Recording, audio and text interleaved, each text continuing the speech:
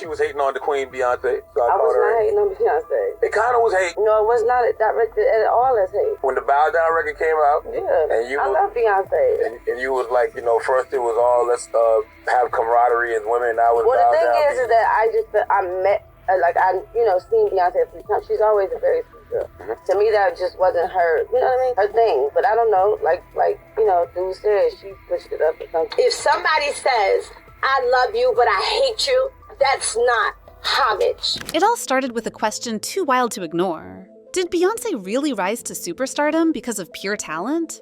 Or was something else going on behind the scenes? The kind of behind-the-curtain maneuvering that no one dares to say out loud. Lately, the internet's been going into full meltdown mode over claims that Beyoncé's career wasn't just built, it was engineered, with some serious strings attached. And the person stirring that pot? Keyshia Cole.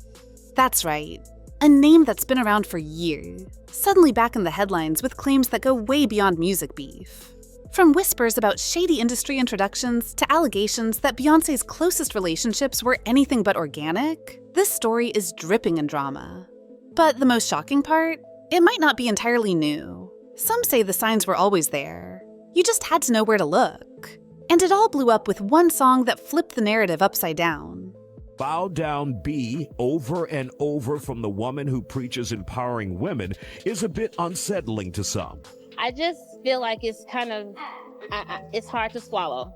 Just very hard to swallow, having seen her in a different light. I don't like it. I don't think it's her.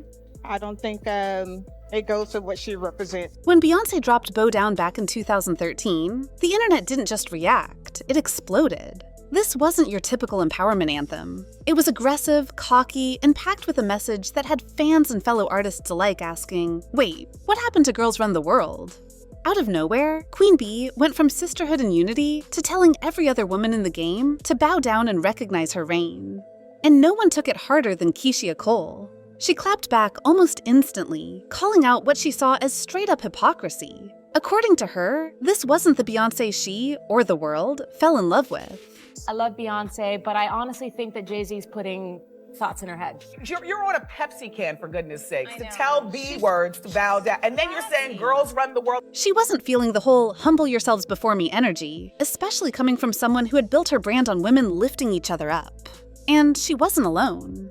Even parts of the Bayhive, yes, the fans who ride for Beyoncé like she's royalty, started questioning the message. People were confused. Was this an alter ego? Was she just venting? Or was this the real Beyoncé stepping out of character? Whatever it was, it didn't sit right with a lot of folks. And that tension started bubbling fast. But the real twist? That song may have been way more than just a flex. Some say it was a warning shot, and the beginning of something much, much deeper. The reason I put out Bow Down is because I woke up, I went into the studio, I had a chant in my head. It was aggressive, it was angry. It wasn't the Beyoncé that wakes up every morning. It was the Beyoncé that was angry. It was the Beyoncé that felt the need to defend herself. And if this song never comes out, okay, I said it. And I listened to it after I finished, and I said, this is hot. I'm gonna put it out. I'm not gonna sell it. I'm gonna just put it out. People like it, great. They don't. And I won't do it every day because that's not who I am, but I feel strong. And anyone that says, oh, that is disrespectful, just imagine a person that hates you. Imagine a person that doesn't believe in you and look in the mirror and say, bow down, bitch. And I guarantee you feel gangster. So listen to that song from that point of view, again, if you didn't like it before. As the dust settled from the Bow Down drama, fans started connecting dots, fast. The lyrics weren't just bold, they were targeted. And suddenly, people were asking, was this song really aimed at random critics? Or was it a direct shot at someone specific? One name kept coming up, Rihanna. Yup, the Navy caught wind of the shade and wasted no time firing back. But it wasn't just fans stirring the pot. Rihanna herself jumped into the mix with a savage Instagram post that had zero chill. She casually dropped a headline crowning her the UK's Queen of Pop, but it was the caption that really set it off. She wrote, I only know how to be number one. How did it feel down there on your knees? And just like that, the industry went silent. No one was playing nice anymore. It was clear something unspoken had been simmering under the surface, and now it was starting to boil. Suddenly, it wasn't just about music. It was personal. These weren't just two chart-topping icons with overlapping fan bases. There was real tension, and everyone could feel it. And while Beyoncé stayed quiet, that silence spoke volumes. Meanwhile, Keyshia Cole wasn't letting up either. She saw the message, she felt the sting, and she wasn't about to pretend it was just art. To her, this was calculated, and she started talking. Not just about the song, but about Beyoncé herself. About the things people weren't saying out loud. And that's when the narrative shifted from music beef to industry secrets. I know that you are a Beyoncé fan. I am. You're a Beyoncé Huge. fan, and she recently put out her new song, Bow Down. People are talking about it. Opinion is opinion. I think art should be expressed the way it should. You love the song? I don't love the song, but I love Beyoncé. I have to be honest, you know? So here's where it stops being about lyrics and starts becoming something way more unsettling. After the bow down backlash, Keyshia Cole didn't just critique Beyoncé's attitude.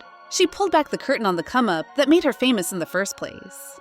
According to whispers that have resurfaced online, the rise of Beyoncé wasn't just fueled by talent or timing. It was allegedly orchestrated by her own father, Matthew Knowles, in ways that left people raising eyebrows.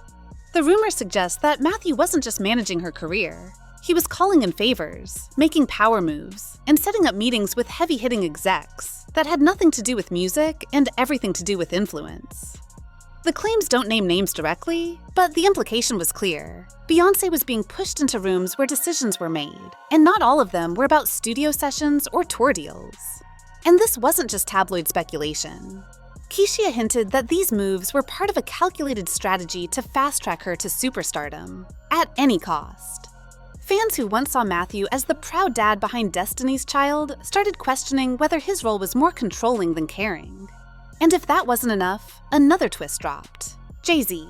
Because just as Matthew's grip started to loosen, another figure stepped into the spotlight. A mentor, a collaborator, a partner, and according to some, someone who picked up right where Matthew left off. But what kind of partnership was it really? I feel like she never got to experience life with the different types of people, and the fact that he was so old, low-key, I feel like the only way she expresses herself is through her music. And I don't know them, obviously, but I'm just saying, just like by seeing the age gap and what happens between that age gap, she never got to live. Enter Jay-Z. At first, it looked like a fairy tale collab. Hip-hop royalty meets rising R&B queen. But behind the glamour and photo ops, people started noticing some strange patterns. When Beyoncé first got close to Jay, she was just barely stepping into adulthood, while he was already deep into the business side of the industry. And sure, age gaps happen, but this one raised questions, especially when insiders started whispering that Jay didn't just date her, he managed her, molded her, and positioned her career like a business investment. Some folks believe Beyoncé thought she was breaking free from her father's control, only to end up in something even more calculated. Word spread that Jay was now the one setting up meetings, calling shots, and pulling strings. Except this time, the stakes were even higher.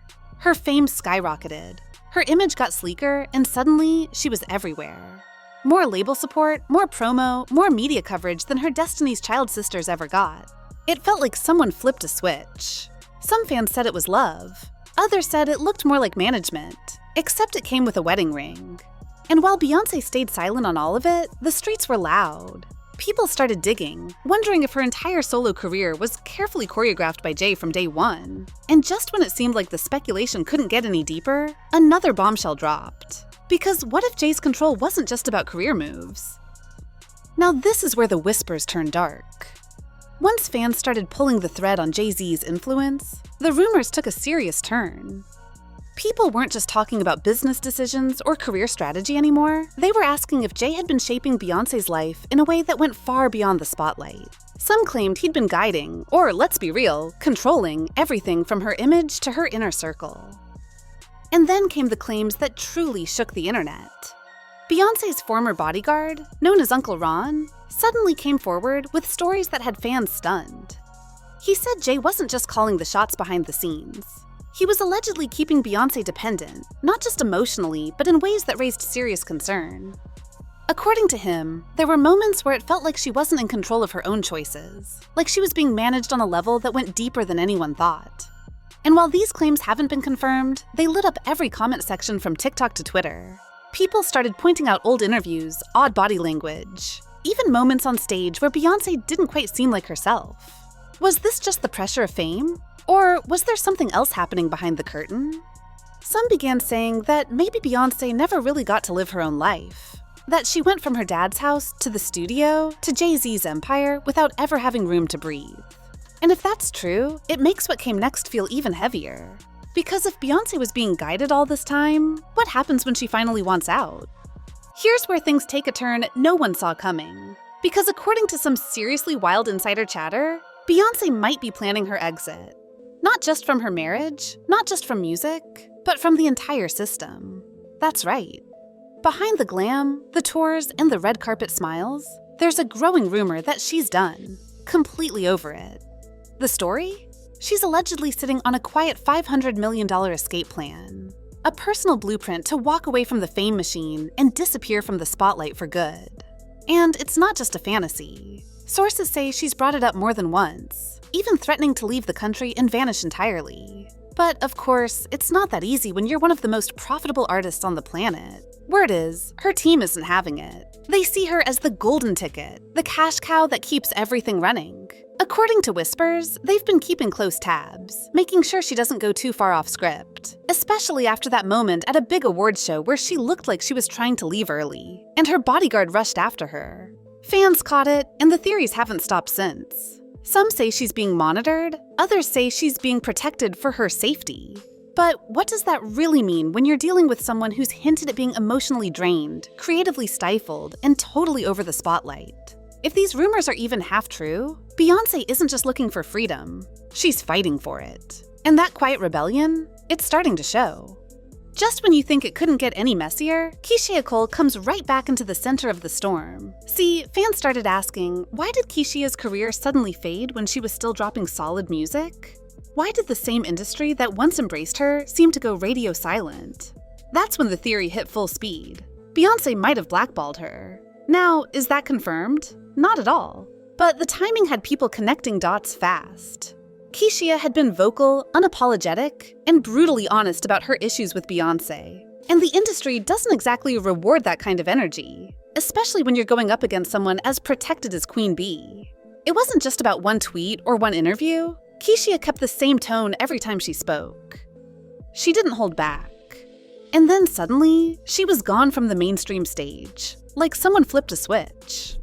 Add to that the fact that Brandy stepped in to co-sign Keyshia's statements, and you've got more than just one person speaking out, it became a pattern. These weren't random rants. These were women calling out what they saw as an imbalance of power, and paying the price. And if the rumors are true about how deep Beyoncé's team is willing to go to protect the empire, it wouldn't be surprising if someone behind the scenes made sure those voices got quiet. But here's the twist that no one expected. Beyoncé herself might be over it too. All of it. The drama, the control, the silence. If she really is planning to walk away, then maybe, just maybe, Keyshia was right all along. And the story isn't about a feud, it's about someone trying to break free. So now the question isn't just, did Beyoncé play the game? It's, did she ever have a choice? Because when you really look at it, from Destiny's Child to global icon, every chapter of her journey has been surrounded by control, strategy, and silence. And while the world was busy praising the brand, the crown, the flawless image, maybe what we were really seeing was a woman navigating a maze she didn't build. Keyshia Cole might have been one of the few bold enough to say it out loud, but now more people are starting to wonder, was Beyoncé ever truly in control of her own story? Or was she just the centerpiece of a machine too big to stop? And if that's the case, what happens when the centerpiece wants out? Because if the rumors are true, if Beyoncé is stacking her quiet exit and pushing against the walls that have kept her boxed in, then we're not just watching a pop star's career. We're watching the unraveling of something far bigger. Maybe that's why this story keeps gaining steam. Because deep down, people aren't just curious about the drama. They're watching to see if the queen ever breaks free from the crown. Let us know what you think. Was this all part of a master plan? Or has Beyoncé been trying to find the exit all along? And trust, the next chapter in this story might be the wildest yet. So if you think this was messy, wait till you hear what insiders are now saying about Jay-Z and another global superstar. It's the kind of tea you don't want to miss. If you made it this far, you already know this story runs deep, so don't keep it to yourself. Drop a comment below with your thoughts, theories, or even the wildest rumor you've heard, because this rabbit hole is only getting deeper. Smash that like button if you want more untold industry stories, and hit subscribe so you're the first to catch the next episode. Trust me, what we've got coming next? It's even messier. Turn on that bell. You won't want to miss it.